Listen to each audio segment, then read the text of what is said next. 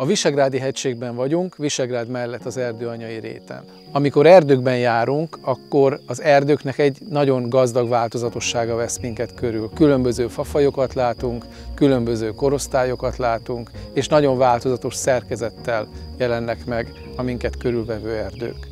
Most az a célunk, hogy némi háttérismeretet adjunk arról, hogy mik azok a folyamatok, amelyek ezeket az erdőképeket kialakítják. Amikor az erdeinkben járunk, akkor mennyire a természetes folyamatok azok, amelyek meghatározzák az ott élő élőlényeket, illetve milyen szerepe van ebben az embernek, az ember által végzett gazdálkodásnak. Most egy középkorú, körülbelül 70 éves gyertyánostölgyesben állunk. Olyan értelemben ez egy természetes erdő, hogy a vegetáció az őshonos és természetes. Az erdőnek a faállományát alapvetően kocsánytalan-tölgy, illetve a mögöttem álló gyertyán alkotja, és ha megnézzük a gyepszintjét, a cserjeszintjét, szintén őshonos olyan fajokat találunk itt, amelyek mindig is itt voltak. Ennek ellenére, hogyha a szerkezetét megnézzük, ezt alapvetően már a gazdálkodás alakította ki. A körülöttünk látható állomány egy fiatal tölgyes, idősebb erdő felújításából jött létre. Ez a végvágás körülbelül 25 évvel ezelőtt történt itt meg. Amit mögöttem látszik, az most egy homogén, egykorú erdőszerkezet. Ez az erdőkép nagyon jellemző Magyarországon, és amikor egy vágásos erdőterületen mozgunk, akkor ezek a mozaikok váltogatják egymást, hol egy vágásterület, hol egy ilyen fiatal erdő, hol egy ilyen középkorú, vastagabb erdő, illetve egy idős nagy fenséges, vágáskor környéki erdő, amelyben hamarosan megindulhat a felújítás időszaka. A körülöttem látható erdőképet akár a vágásos erdőgazdálkodás is kialakíthatta volna. 2014. decemberében volt egy ónos eső okozta jégtörés, melynek során a faállománynak ez a foltja összetört, kidőlt.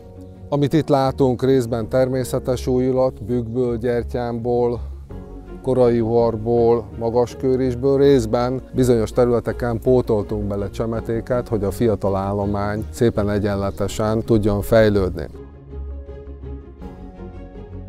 Az örökerdő gazdálkodás során nincs faállomány szintű vágáskor, ellentétben a vágásos erdőgazdálkodással. Itt a fákat egyedileg osztályozzuk, minden fának valamilyen kitüntetett szerepe van ebben az erdőben. Tehát itt megkülönböztetünk például javafákat, amelyek elsősorban gazdasági értéket produkálnak, megkülönböztetünk olyan segítő, védő fákat, amelyeknek a szerepük vagy a javafák védelme, vagy a talaj árnyalása, illetve olyan fákat is megkülönböztetünk, amelyeknek a feladata a faji sokféleség vagy a szerkezeti sokféleségnek a szolgálata. Ezeket mind ugyanazon a területen egyszerre láthatjuk, kezeljük. Fát akkor vágunk ki, például a javafa esetében, amikor a gazdasági értékének a maximumát eléri. Ha körbefordulunk, akkor mögöttem egy 170 éves öreg javafa látható, amely közel van már ahhoz a korhoz, amikor kitermelhető. Láthatjuk itt a 20, 40, 60 éves korú fákat is, és egészen itt a talajszint közelében egy csomó fiatal csemetét, amely majd pótolja a kitermelt fákat. Ebben az üzemmódban lehetőség nyílik arra, hogy a gazdálkodás mellett az erdőben biztosítsuk a természetes folyamatok fennmaradását. Az egyik ilyen a korhadó faanyag, amely nagyon sokféle formában lehet jelen az erdőben. Talán a legritkább és talán a legértékesebb az ilyen hatalmas, nagy, fekvő fatörzsek, amelyekből viszonylag keveset találhatunk, de nagyon értékesek ugyanakkor ezek az álló facsonkok is. Ebben az erdőben szeretnénk megmutatni az őserdőkre jellemző erdőképet, amiben már nagyon régóta nem gazdálkodtak, és korábban sem folyt igazából intenzív erdőgazdálkodás. Számos olyan struktúrát lehet ezekben az erdőkben látni, amit mondjuk a vágásos üzemmódban kezelt gazdasági erdőkben nem nagyon.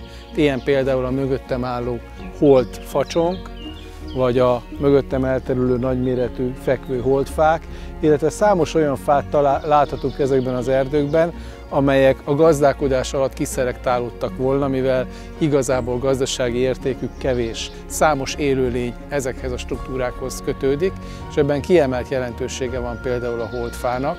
Az erdei élővilágnak a 40-50%-a a holdfához kötődik, és ezek a kidőlt fák az erdőnek a tápanyaggazdálkodása szempontjából is óriási jelentősége van, a talajfejlődésben nagy szerepet töltenek be. Egy-egy ilyen nagyobb kidőlt fa körülbelül 40-50 évig van jelen az erdőállományban.